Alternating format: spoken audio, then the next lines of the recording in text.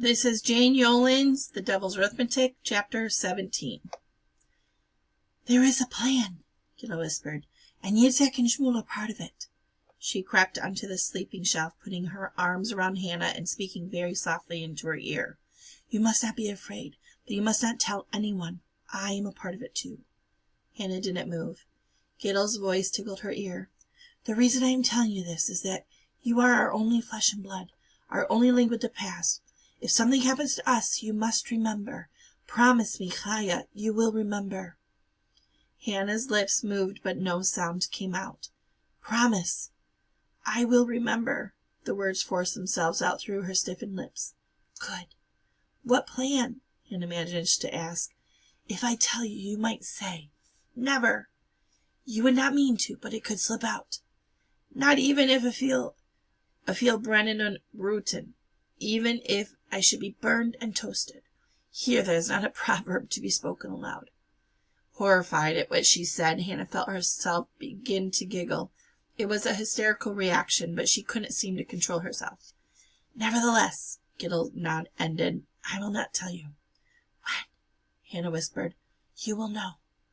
The horn signaled morning roll call, and Gittle rolled off the shelf. Hannah followed, stood, and stared at her. Is it because of Reuven? She asked quietly. For Yitzhak it is. Who else does he have left, poor man? He adored those children, Gittle said. But why you? Why Shmuel? If not us, who? If not now, when? Gittle smiled. I think I've heard those words before, Hannah said slowly. Well, you will hear them again, Gittle promised. Now, we must not talk about this any more. And yet, for all of Gittle's promises, nothing seemed to happen. The day's routines were as before, the only change being the constant redness of the skies. Trainloads of nameless Uganji were shipped along the rails of death. Still, the camp seemed curiously lightened because of it, as if everyone knew that as long as others were processed, they would not be. A simple bit of mathematics, like subtraction, where one taken away from the top because one is added to the bottom. The devil's arithmetic. When? She whispered at night to Gittle. You will know. Gittle always answered. You will know. And yet, when it finally happened, Hannah was surprised that she hadn't known, hadn't even suspected.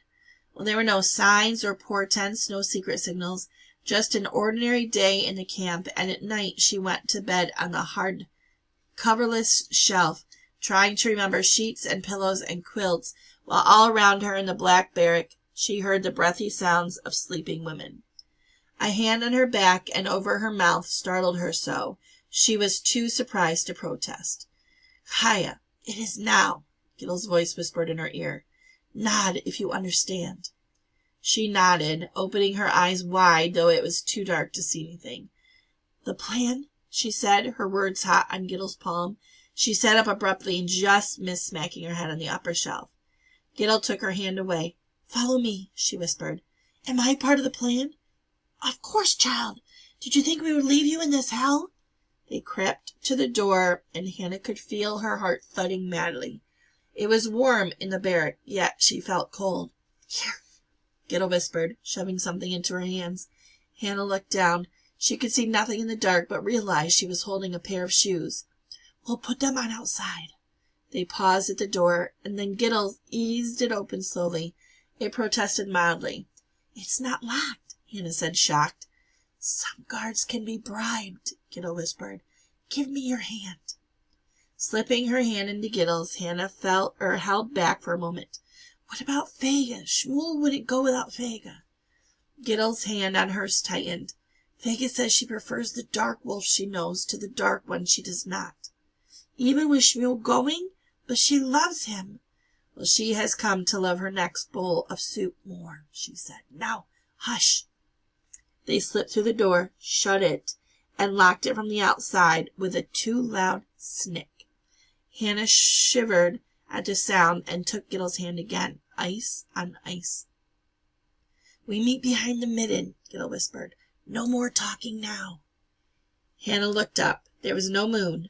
Above them in the cloudless sky, stars were scattered as thick as sand. A small warm breeze blew across the compound. Night insects chirped. Hannah took a deep breath. The air was sweet-smelling, fresh, new. A dog barked suddenly, and a harsh voice quieted it with a command. Giddle pulled Hannah back against the barracks wall. Hannah could feel the fear threatening to scream out of her, so she dropped the shoes and put both hands over her mouth, effectively gagging herself. There was a wetness under her arms and between her legs, down her back. She moaned. And then there came a shot, and another, rumbling staccato. A man began to scream, high-pitched and horrible. He yelled out a single phrase over and over again. "Revenue Shalom!" "Quickly," Giddle whispered hoarsely. "It is ruined. Before the lights come." As she spoke, great spotlights raked the compound, missing them by inches and seeking the outer perimeter of the wire fence and minefields and the woods beyond, where Hannah thought she saw shadows chasing shadows into the dark trees. Giddle dragged her back to the barracks door, slid the bolt open with one hand, and shoved Hannah inside with the other. They both sank gratefully to the floor. "What is it?" the Blackcova's voice called out from her private room. Hannah's mouth opened. What could they say? They would be found out. They would be chosen. "I went to get my bowl to relieve myself," Giddle called, her voice incredibly calm. "And then the shots outside, and I was frightened. I fell to the floor, dropping the bowl." She pushed Hannah away from her as she spoke. Crawling on her hands and knees, Hannah made it back across the room to her sleeping shelf. She lifted herself onto it gratefully, trembling so hard she was sure she would wake everyone. "You Jews," the Blackcova's voice drawled sleepily, "you can never do anything quietly or efficiently. That is why the Germans will finish you all up. If you have to relieve yourself, wait until morning to do it in your bed, or you shall have to deal with me." "Yes, Blackcova," Giddle answered. "And get to bed," the Blackcova added unnecessarily. Instead of going to her own shelf, Giddle crowded in with Hannah, hugging her so tightly that Hannah could hardly breathe. Yet she was glad not to have to lie there alone. Leaning back against Giddle, Hannah could feel the woman shaking with silent sobs. Then a sudden awful thought came to her.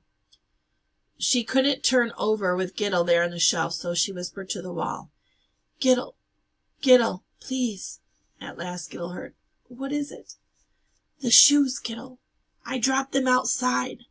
They'll know that it was me out there. What will I do? What will I do?" "Do?" the breathy voice whispered in my ear. "Do? Why, you will do nothing, my darling child. Those were not your shoes. They were the Blackcova's. I took them from outside her door because you deserve a better pair for such a difficult journey. They will discover her shoes in the morning." She began to laugh, muffling against Hannah's back a sound so close to sobbing that Hannah could not tell the difference.